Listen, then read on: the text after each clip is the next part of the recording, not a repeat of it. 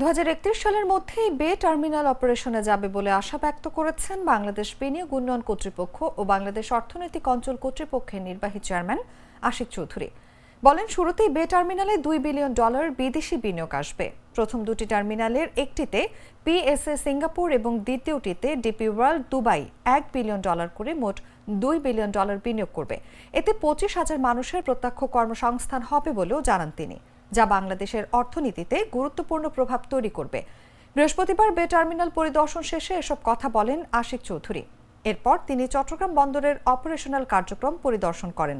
দুপুরে Radisson blue Chittagong বে ভিউতে ব্যবসায়ী ও সুশীল সমাজের প্রতিনিধিদের সঙ্গে আলোচনায় অংশ নেবেন তিনি। বিকেলে চট্টগ্রাম সার্কিট হাউসে প্রেস ব্রিফিং করবেন আশিক চৌধুরী এবং প্রধান উপদেষ্টার প্রেস সচিব মোহাম্মদ শফিকুল আলম।